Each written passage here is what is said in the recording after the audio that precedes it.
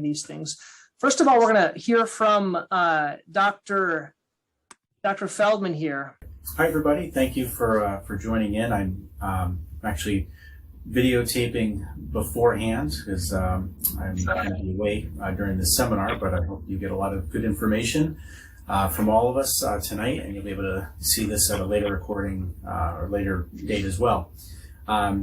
We're here to talk about arthritis, and arthritis is an extremely common problem that we see every day. And when we see arthritis, or when our patients come in with arthritis in their feet, they're complaining of symptoms.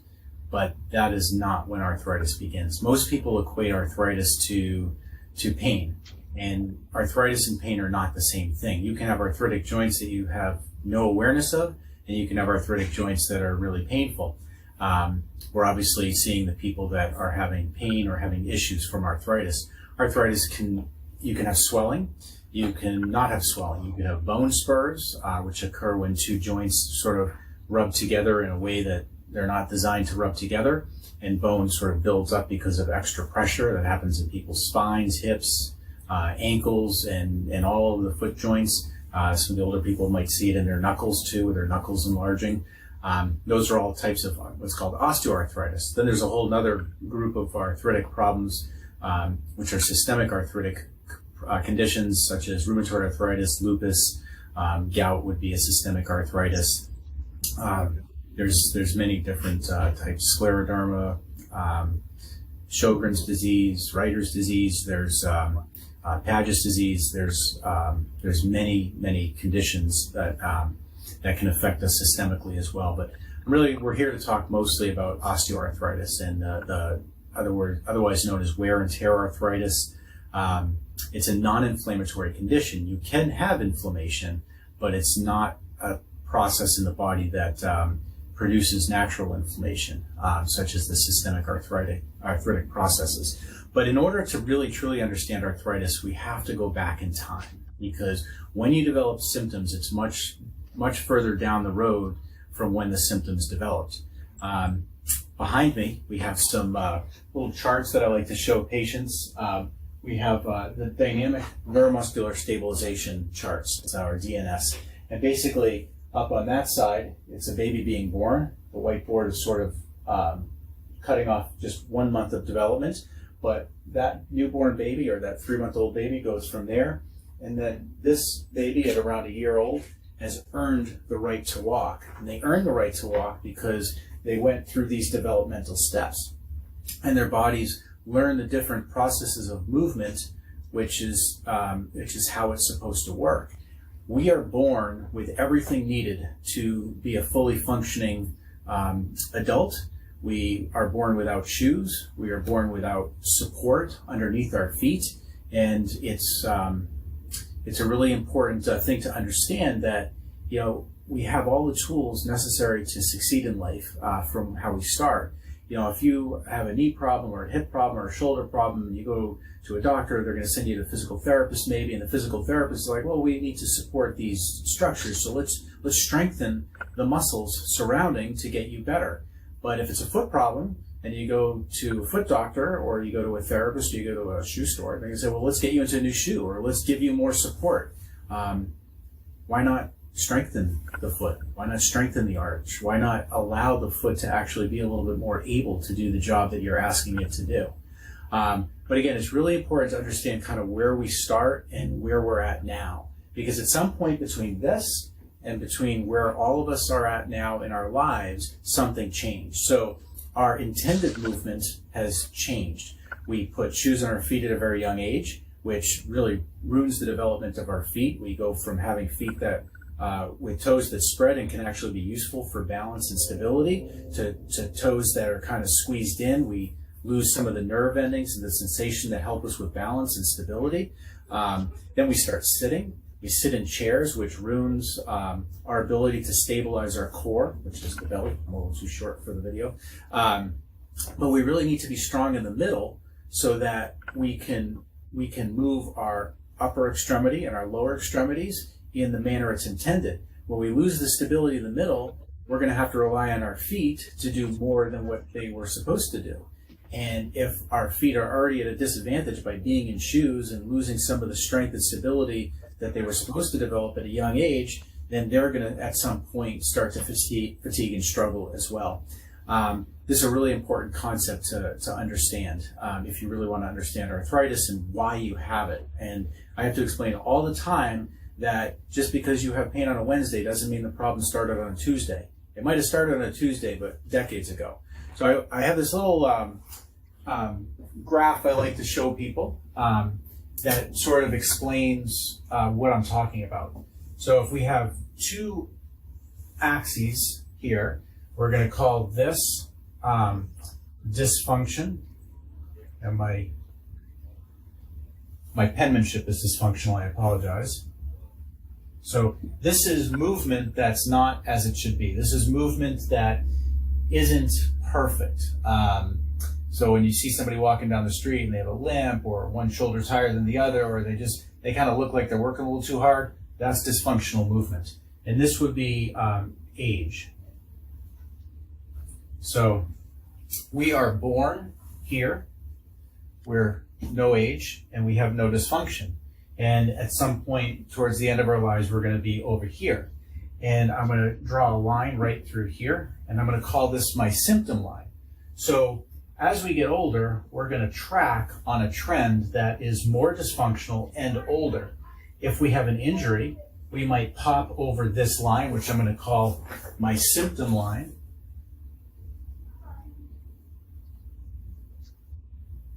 So anything over this line, you're going to feel symptoms. We'll call it pain. Anything below the line, you're going to be blissfully ignorant of anything that might be wrong with you. So we like blissful ignorance here. We like you to have problems but not know about problems. It'd be best if you didn't have any problems, but we're all going to have problems because we all live a life and we're active and we do things that are probably not advantageous. We're going to wear shoes because we want to wear shoes, because we have to wear shoes, especially living in New England, but we want to look a certain way. We're going to have injuries along the way. We're going to live life. We're going to sit. We have to sit. We're going to do things that are problematic. So understand that dysfunction is going to happen, but our goal is to get you below this symptom line. So if we move very poorly, very quickly, we're going to be way above the symptom line. And if you try to ignore it and don't do anything to make it better, you're going to hover up to here. Our goal is to get you back down. The more work you do to improve strength, stability, proper shoes, proper habits of everyday life, and to remove some of the dysfunction, the lower below the symptom line you're going to get. And that's our goal, is to educate you and give you the tools to have the awareness that a lot of this is up to you, and where you are on this graph is up to you and the work that you put in. And we'll guide you and we'll help you along the way. Some people need surgical procedures. Some people need interventions to help get them below. And again, we're going to go over that with you, and we're going to do the best we can to help you. All right. Okay. That was a great intro by Dr. Feldman, talking about the overall symptom line, and that's the key. And we're going to kind of start now. Dr. Kellner's going to go a little bit over the imaging. Go ahead, Dr. Kellner. Hi, everybody. Yeah, I just want to cover some basic things, what we're looking at. Anyone that's coming in with foot pain is almost guaranteed to get some x-rays to start. At the left image, that's our little x-ray machine that's in our Westboro office. And then I'm just going to also touch upon ultrasound and its use in arthritis, and advanced imaging like MRI. So this is actually just copied from our last webinar, which was on big toe arthritis, and just kind of showing a range of what a normal big toe joint is there, and then the progression of arthritis. Of course, these are different feet, but essentially a mild, moderate, and severe cases of arthritis. And you can see the joint space narrowing, the amount of extra bone growth that grows around the joint, and especially the density of the bone, how it becomes much more white. That's dense scar tissue bone. I call it sclerotic bone. So for this is kind of what we were talking about with midfoot arthritis, just kind of the middle of the foot. People generally come in with like top of the arch pain. That's usually what the symptoms are, and there might be some bumps that have formed over the years on top of their arch. So on the left side, we can see the nice open joint space with those arrows, and on the right picture, how the again, joint space is lost, and you can see that it's bone on bone. It's very arthritic, and that is probably bound to hurt, or may not. But if you're coming for it and you see that, that would probably be a likely source. And to touch upon now, moving further back into the, I call hindfoot arthritis. On the left is just a nice normal x-ray, nice open joints all around, and a little bony anatomy as well with everything. And if you look, there's where that red dot is between the talus and the calcaneus. We call that the subtalar joint, and that is often a common source of what we call hindfoot arthritis. And then on the right image, we can see what can happen to that joint.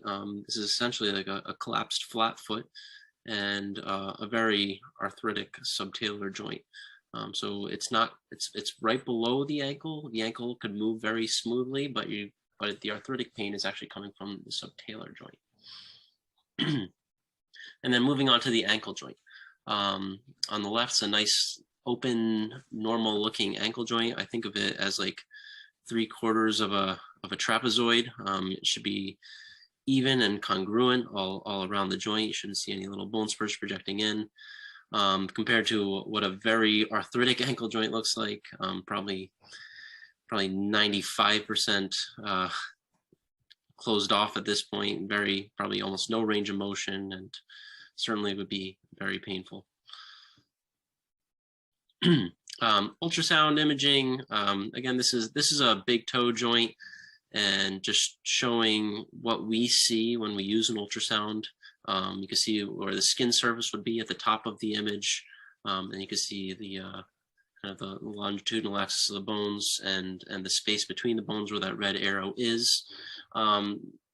Ultrasound imaging, it could show me effusion, it could show me signs of like gout. Actually, in this image, that little white arrow is pointing to what's called a double line sign, which is like gout.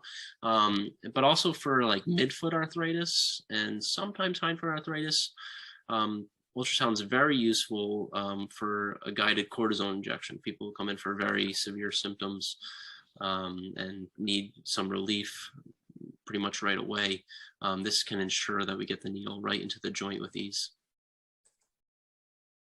I don't like to poke around and guess, if I don't have to, at least. MRI imaging, this is what a essentially normal MRI is of the foot, and there's another image to follow of the what's abnormal. This is more abnormal. Again, looking at just what midfoot arthritis would look like on an X-ray. You could just see the whitening and inflammatory fluid around the joint and the whitening of the bones. There's a projection of the bone spur on top.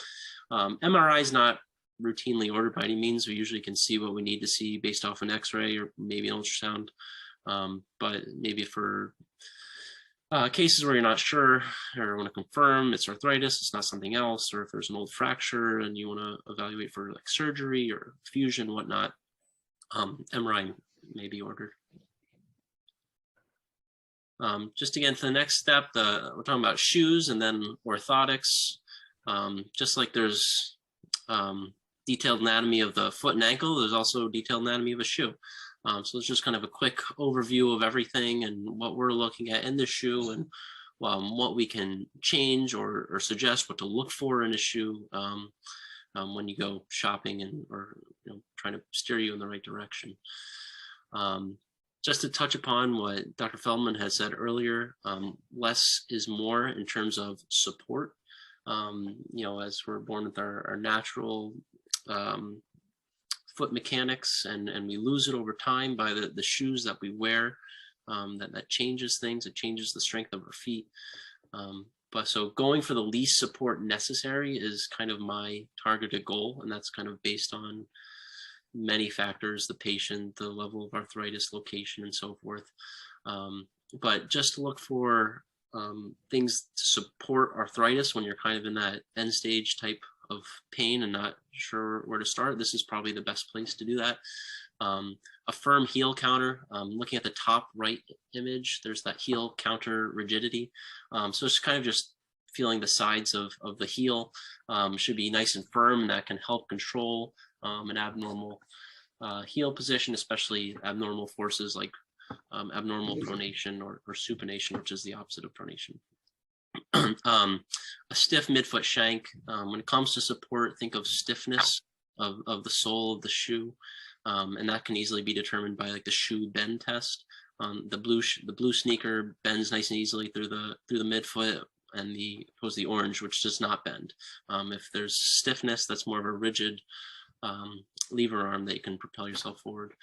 And then for really bad arthritis of either probably the ankle or big toe joint, you're looking at a rocker bottom shoe, and that's essentially just to allow you to roll forward on the bottom of the shoe instead of rolling through all the painfully arthritic joints. Custom orthotics definitely have a strong role in stabilizing foot mechanics. Number one is to correct what's abnormal. Abnormal pronation, resisting abnormal pronation forces through the heel is important.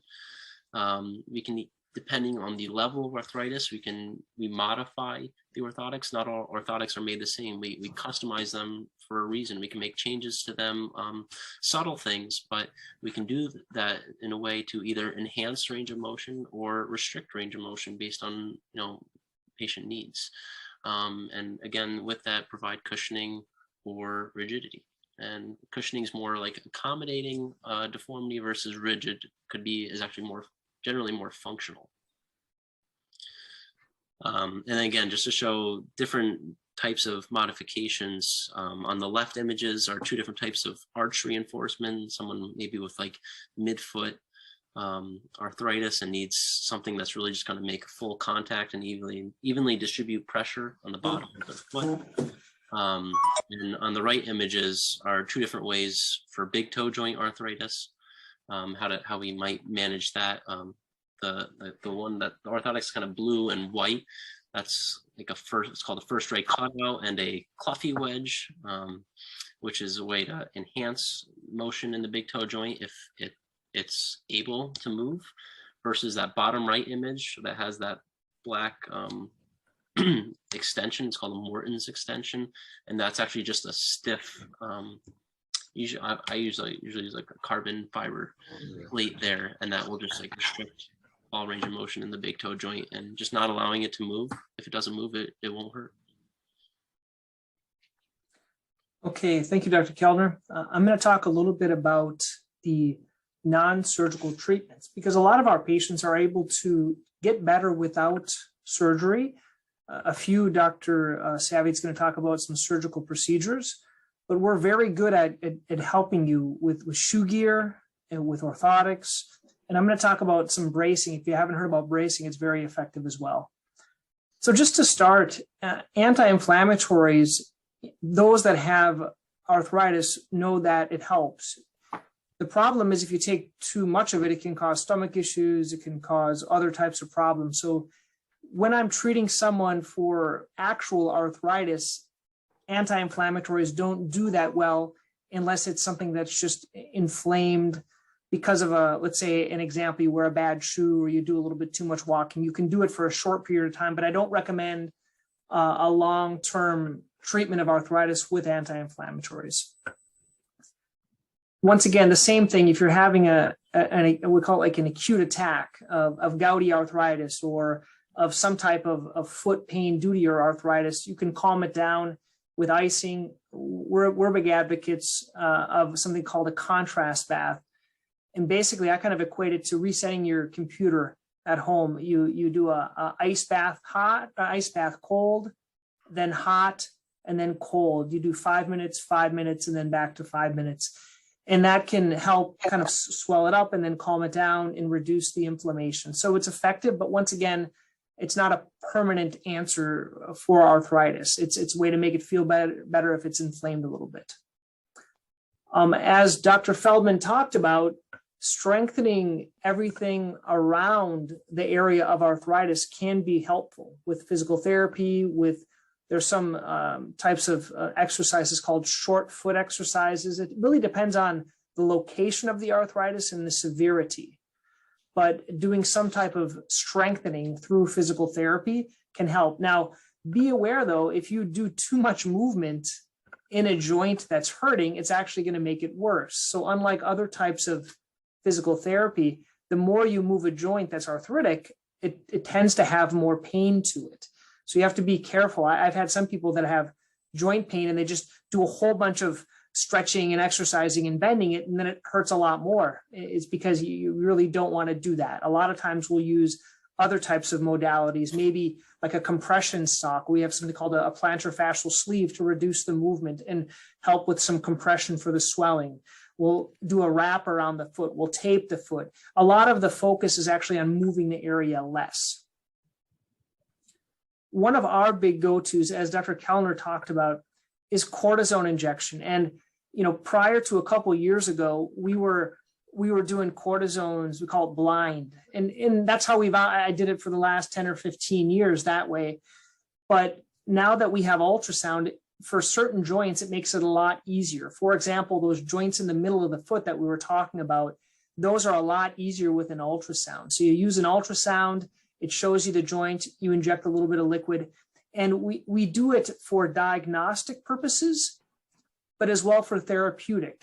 So for example, your foot has a lot of joints. And if we want to figure out, well, which one is hurting, you can diagnose that by putting it just in one of the midfoot joints, and that'll say it'll feel better. And you'll be like, wow, okay, well, that's the joint. So if we need to either stop the movement with a brace or fuse it, that's how we can determine it. It's also good therapeutically, but I think it's a little bit different than our orthopedic colleagues that use it for the knee and the hip, and they're doing these, let's say, every 3 months forever. We tend not to do joint injections forever, indefinitely. We tend to kind of move on to the next option, which would be bracing or surgical correction. Once again, we do a limited number. I don't do maybe more than three or four. This is just an image of doing an ultrasound guided injection. We take the ultrasound, put it on the foot, and we inject it right into the joint. Makes it a lot easier, especially in the past, you have to kind of just guess, is it here? Is it here? So everyone turns into a kind of a pincushion, but it's a lot easier with ultrasound guidance, especially on a gouty, like if you have a gout, a big red hot swollen joint, it's better if you can get it the first time in versus poking that person that's really in pain.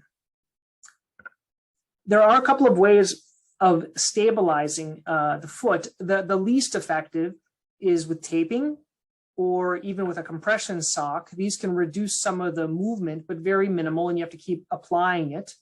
A little bit better option would be a boot, which would restrict the movement as well. These are all used temporarily. Right? These are used if you're having some pain, if you overdo it, if it's painful.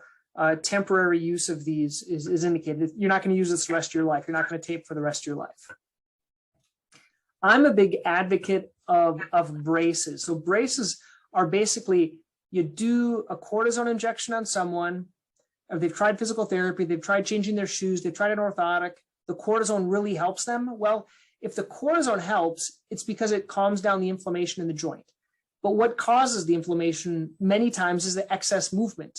So the whole purpose of an AFO or ankle foot orthotic or this brace is to restrict the movement. And you can restrict this movement in different places, or what we call it in different planes. The planes of your foot, they either go up or down or they go side to side, right? And so there's a couple of different types or back and forth. So there's different types of planes. But for example, if it's in the ankle, this bigger brace right here restricts the ankle joint movement, and then your ankle's not going to hurt. If it's in the middle of the foot, this is going to restrict the movement. If it's from its flattening out, this is going to restrict the movement. These two are going to restrict the movement. And these are made to wear. I have some patients that they get these and they only wear them like when they're mowing the lawn or they're going on a long walk. Otherwise, they don't need them. But it does take a little bit of adjusting. You have to get a shoe that's about a half to a full size larger. Yeah, and it's custom made for you. It lasts for a number of years, up to 5 years, and it's very effective. Here's an example of one for ankle arthritis, like we showed in the picture. a lot of swelling, a lot of pain in this one ankle, you could put them in this brace, and that would help to reduce the movement and many times help with the pain. There's a brace that if you only have the pain in the middle of the foot, we talked about that midfoot arthritis, this little brace right here just goes right around the middle of the foot and cups the heel, and it reduces the movement just in the middle of the foot. So those are a couple of options if you've never thought about it, depending on the amount of arthritis. Dr. Savitt's going to talk a little bit. You can go through the regenerative fast, Dr. Savitt, and then get into the surgery. All right, guys, I'm Dr. Savitt. Sorry, I'm a little bit in the dark here. We're working in the home that's being worked on. So regenerative medicine, we've talked about in some of our other webinars. Regenerative medicine is really a space for soft tissue injuries or the early spectrum of injury. It's not necessarily a Hail Mary in the early stage, but in the late stage with end stage arthritis, it's really not particularly effective because there's so much substantial damage in there as one part of it. And then the other component of it is a lot of these regenerative medicine techniques rely on your own body to heal it. So if you don't have a ton of what are called mesenchymal stem cells left in your body to rebuild tissue off of, well, you're going to have a hard luck situation here where you're not able to really get yourself much progress. So we use shockwave in our office for a bunch of things. I don't know that any of us really use it for arthritic conditions. Effectively what it is we're tricking your body into treating a chronic injury like an acute injury. So there's a couple different ways that shockwaves can be generated.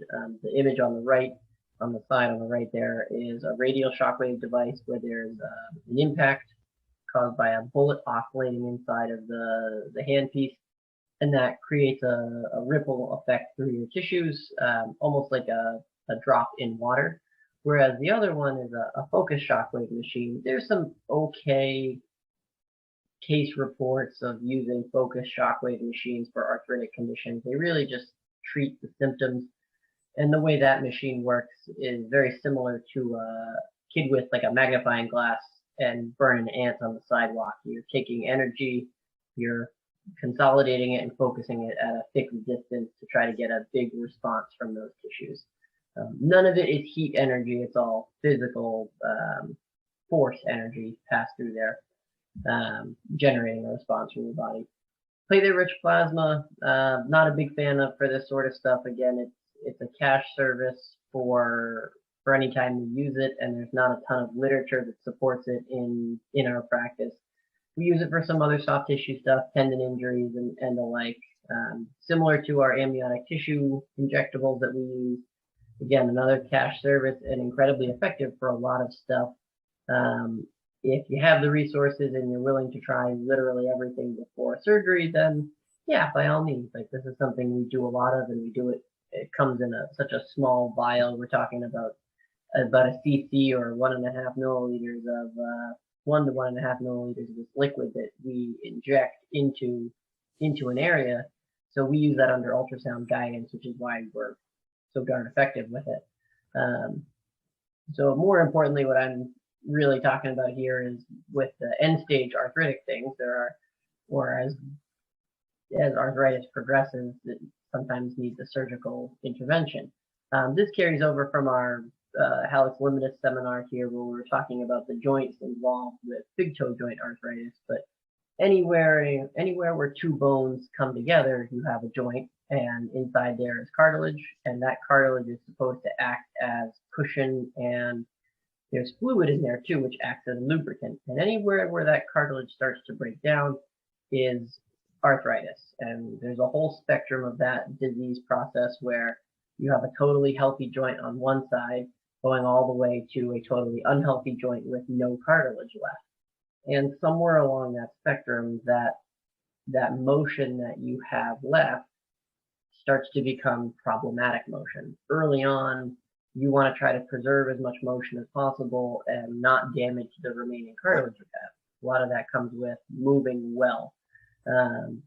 But as things get worse and worse, the joint almost starts to try to fuse on its own. The bone production around those joints is really nature's way of trying to stop that joint from moving. So That's why at that end stage, just trying to remove bone spurs is not going to help you. You'll be taking a joint that has very little cartilage and very little motion, but that little motion is painful, and you'll be creating actually more motion through a joint that has no cartilage, which then becomes very painful. So at the absolute far right side of that spectrum with severe arthritis, sometimes we just finish the job that nature has started and we fuse the joint. We go in there, we take out the bone spurs, we get rid of the rest of the cartilage that's there, and we correct whatever positional deformities might be there, and then we fuse that joint in place and get solid bone-to-bone positioning, which at the end is better because you eliminate that motion, get it to zero, and also get the pain down to zero as well. So this is sort of the spectrum of disease for big toe joint arthritis. This is a pretty decent joint. You can see the joint space in the middle, but that joint has been dysfunctional for a while, so the bone has started to make a spur on the top, and that's impeding the motion. So in this case, we would go in there, we would knock off that bone spur, open up that joint space as part of treating the symptoms, but overall treating the condition is you have to get that big toe joint to move better. So almost always in this situation, this person is going to physical therapy to move better. They're getting an orthotic to help them utilize that new range of motion in their big toe joint. And they're probably doing some exercises to distract that big toe joint and open it up a little bit. Other options for an arthritic joint, if you just have arthritis on one side and the position is good, joint implants exist. If the cartilage is banged up and pretty rotten, then this is a great way to sort of fill in a space and give you a little bit of room for that joint to keep moving and maybe buy you some time. Ultimately, these oftentimes end up in a fusion later, but we try to preserve that motion as long as possible. And this is obviously a severe arthritic big toe joint here. No cartilage left in between that joint space. Huge bone production on both sides of the joint. So we just finished what nature started. We get rid of what's left of that cartilage. We fix the position. And then we also take down that huge bone spur on the top of his foot and make shoe gear much more tolerable and get rid of the big toe joint pain. Similarly, this is I picked a couple horrific feet to show. Now there's a couple different things going on here. You have arthritis in the midfoot joints. Don, if you could point out the second and third neck cuneiform joints on both of these feet are really bad because of the underlying bunion deformities that were there. And these bunions allowed the foot to effectively, if you look at my hand, the first metatarsal would sort of float up in the air, and that put additional motion through the second and third metatarsal and made them move in a way that they're not supposed to move, and then that damaged the joint until the point where they no longer function. So both of these patients had diagnostic injections that were kind of bought them some time. They were therapeutic as well and calmed the pain down for a while, but they both ultimately ended up needing surgery to fuse their midfoot and just eliminate those joints and eliminate the pain there. As you move further back in the foot, you can have rear foot arthritis, as Dr. Kellner mentioned. This was an arthritic subtalar joint and an arthritic talonavicular joint. If you look above that, though, a nice healthy ankle joint. So the images on the right also kind of show that the preoperative position of this foot explains why this person damaged their joint. Their what's called their calcaneal inclination angle was decreased, so they're putting excessive force through that subtalar joint and through the top joint of their foot, the talonavicular joint, and over time they wore out the joint space and they created some bone spurring and they had a lot of pain in those joints. So the way we fixed that for this person was we eliminate those joints and put them in a better position with what's called this is a double arthrodesis, it's a rear foot fusion. And then also a metatarsal cuneiform joint fusion to really stabilize the big toe side of their foot. And then the last part is ankle joint arthritis. In some ways, it's very similar to the big toe joint where you have options for just a clean out surgery, you have options for implants, and you have options for fusion along that whole spectrum of disease care. I'm a big fan of intervening relatively early for the ankle joint. This is something that we do through 2 tiny incisions arthroscopically. This was a guy I did a couple years ago. Really nice guy. You can see how much bone spurring he had on the front part of his ankle joint. So we went in there with a burr and a chisel and 2 tiny little incisions one on each side of the ankle there, and go in, clean it all out, flush it all out, and ideally that buys somebody 10 years. Sometimes it buys them longer, and if you treat the underlying cause of the problem with poor mechanics, then hopefully the stuff never comes back.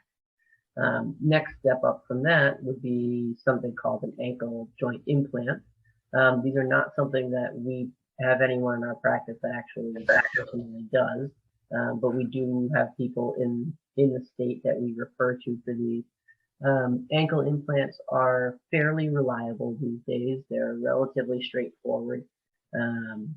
They do pretty well for the most part, but there are limitations on activity, and you have to be pretty careful with an ankle implant. So I tend to refer those out. If somebody is interested, then they can have that conversation with our colleagues that we refer to for those. However, if somebody's at that point where they're thinking about an ankle implant, I'm usually in the conversation with them as well, talking about an ankle fusion. So this particular guy had an old ankle fracture. He damaged his ankle severely, and he had almost no motion in his ankle joint, and any kind of motion there would hurt all the time. So the solution to that is an ankle fusion, where we go in, eliminate what's left of the ankle cartilage, and then fixate it in place in a perfect position for him. Now, obviously, there are consequences to fusing an ankle joint. He no longer has the ability to bring his toes up towards his nose, but we put him in a rocker bottom shoe. He's very comfortable. He's a contractor, a laborer, a very skilled craftsman, so he's still able to do what he wants for work. He's not hauling around big sheets of drywall anymore. He's leaving that for the younger guys, but he's much more stable and much more comfortable. Thank you, Dr. Saviat. There was a lot of screws in those. So A lot of hardware. Well, we're going to try to stay on time here. We have 13 questions, and then if you guys want to start typing any questions you have in the chat, if we don't cover them, we'll cover them. The best supplements for arthritis. Now, I don't think foot baths are really going to take away your arthritis, so I don't really know a good foot bath. Ice packs are okay. Easy PT exercises. Once again, I don't think physical therapy helps arthritis that much. I don't think there are supplements that really bad arthritis will be taken, but anything else that you guys know? Any other supplements? I know there's typical osteochondroitin and stuff like that. Anything else? Nope. No, I just say can't hurt, might help. Can't hurt, might help.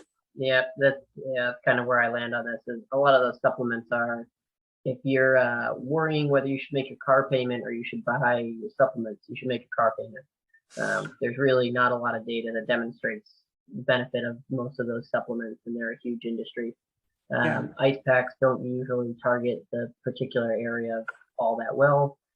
Easy PT exercises, there are some things you can do with like distraction techniques. So if this is your big toe that's arthritic, you can just kind of tug on it. And what that does is it creates a negative pressure within the joint. And the joint usually produces a little bit more synovial fluid, which is that lubricant within the joint. So sometimes you can trick it into giving you a little bit more liquid lubricant. I would say that a lot of the PTs would say that motion helps with a lot of the stuff to an extent, but motion has to be in the right way. Moving the right way helps. Moving the wrong way makes it work. Good point. Are bunions a risk factor for arthritis? Sam, Dr. Keller. Yes, because it changes the position of the joint. I mean, bunions is rotational deformity where the metatarsal rotates, towards the inside of your foot, and then the big toe tends to drift the opposite direction. Now that joint is articulating abnormally, and usually find with chronic bunion deformities that the cartilage adapts and rotates off the head of the metatarsal, and then when it comes to surgical planning, it changes a lot of things. So the joint's altered, and definitely yes. Yep. Short answer is yes. Do repeat injuries to the ankle cause arthritis of the ankle? Definitely. Repeated injuries in anything, repetitive ankle sprains, in terms of a direct fall on the ankle, things like that, they certainly can cause arthritis over time. Is arthritis worse in cold weather? Yes, arthritis is worse when it's going to rain, and when you're in cold weather, arthritis does hurt more. I have orthotics. Can they change my foot and my pain? Dr. Saviat, can they change the foot and your pain? I don't think they can change the foot, but I think they can help the pain a little bit. Well, they can help the pain. They can structure the foot. Usually with an arthritic condition, the goal is try to limit the motion through those painful joints that have less cartilage there. So in many folks who have big toe joint arthritis, they get an orthotic that has a really rigid extension under the big toe joint. Somebody has midfoot arthritis, sometimes just a simple arch support or wearing a shoe that's a little stiffer in the midfoot will reduce some of that pain. Somebody who's got an arthritic ankle might help realign the position and get you to use what cartilage you have well, but different strokes for different folks. Every foot's a little different. Yeah, I talked a little bit about ankle braces. I think ankle braces are very helpful for arthritic pain. Doing a cortisone injection, going in a walking boot or an ankle brace or something else, either non-custom or custom, because there's some non-custom ones like just regular. If you sprain your ankle, they can help, but it's hard to use those long-term because they wear out, but some people use them well for a long time. Now, does foot arthritis affect foot vascular condition? So does arthritis affect circulation? That's kind of a loaded question. There are some real technical things called avascular necrosis and things like that. But overall, I don't think circulation affects arthritis that much. I don't know what you guys think. You have anything to say? Not particularly. Not on that. I mean, not really. Okay. Are there foot and ankle exercises? We did talk about some of the foot and ankle exercises. Dr. Savia talked about like distracting or pulling out the joints. Those can help, but they don't help strengthen it. So strengthening the area around it would be more with physical therapy, I think. And short foot exercises, that's what they're called. What should I do about foot pain at night from arthritis in the ankles, toes, and arch? That's a loaded question. I think everyone has foot pain at night. Usually it hurts more at night because you're on your foot more during the day. So if you do less during the day, you're going to have less night pain. But icing, anti-inflammatories, things like that. Some people like compression.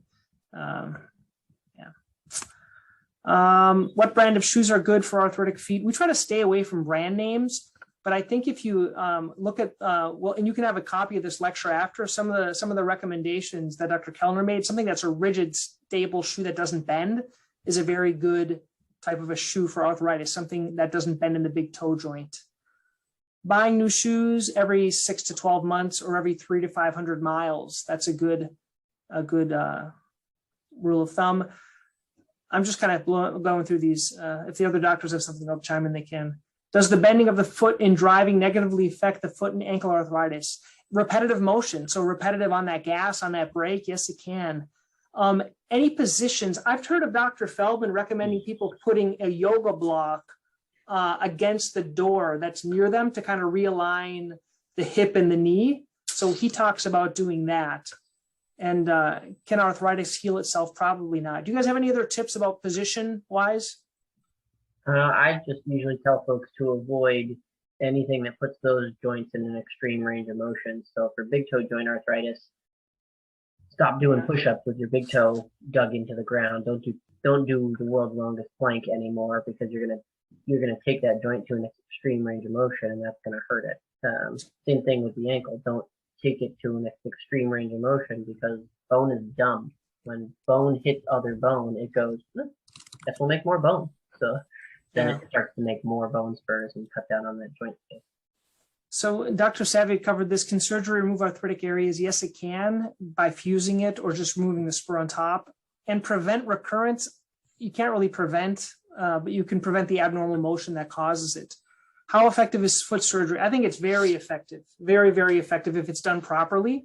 But there's risks with anything, so you should talk to someone. It's really beyond our scope to talk about some of those exact procedures. Yeah, I mean, all of this is very your foot and your joint dependent. So if you have an issue, by all means, an X-ray answers a lot of questions. Sometimes a CT scan is necessary. But we can answer a lot of questions with getting our hands on you and taking an X-ray for the most part. Good. I'm going to be putting the replay and slides on our blog. So basically, centralmasspodiatry.com/blog. There are a few things I'm going to read here from questions that people asked in the chat. I'll try to go through them quick here. I know Jean Green is a nutritionist that's with us, and I think she talks about supplements and curcumin or collagen. I think so, can help. I just don't treat it primarily with that. How do you deal with extra bone creation on the top of the midfoot? We talked about that before. You can shave it down or reduce the movement with a brace. There's other options beyond that as well. Yeah. Certainly beyond the scope of this conversation, but there's other things too. Inside the arch pain. Inside the arch pain could be arthritis, but a lot of times there's a posterior tibial tendon that can affect the inside of the arch a lot of times. Brand of shoes with a rocker bottom. Dr. Comfort has a good rocker bottom shoe. Ortho Feet. These are both diabetic shoes as well. So diabetic and things like that. Yeah, there's a question about, it's kind of beyond the scope, plantar fasciitis, Norton's rhumb. I'm not going to talk about that. This is a good question, Dr. Saviat. If you've been told surgery is in the future, is it better to hold off as long as possible or just get it done right away? Yeah, so and for those who haven't seen the chat below, sometimes it's better to intervene early because it might buy you some time and stop you from breaking down a little bit. Other times, if the joint's just trashed, it depends how long you want to be in pain for. I've had people who say, well, this is stupid. I should have just got this done a decade ago. I've been miserable for 8 years. And then I have other people that want to kick the can down the road as long as possible. And there's no problem kicking the can down the road as long as you don't have other consequences from that. When you destroy another joint, when you compensate and get an Achilles tendonitis or hurt your knee or something along those lines. Good. There was a question about zero drop. That's a whole other conversation. Shoe gear, zero drop, minimalist shoes. If you have a really arthritic foot, it's going to make the foot move more. So it'll probably be more painful depending on the severity of the arthritis. You know, a normal foot, I may say try to strengthen it, plantar fasciitis, things like that. But it really depends on the severity of the arthritis. As a gravity defier with a rocker bottom. Okay, that's what Dr. Kellner said. And there was one other question kind of to us as the doctors about ankylosing spondylitis. He has gouty arthritis, injecting a painful joint. Other than injecting, for arthritis, that's all I do is inject it. I put him in a walking boot and inject it. You could do a Medrol dose pack. I guess that would be the other thing that you could consider. So good, very good questions. All this information will be up on our blog afterwards with the video and the slides. And we want to thank everyone. Thank you, Dr. Kellner and Dr. Saviat. And once again, the 70 people that were here tonight. This was great. Thank you guys so much. Hope it was beneficial.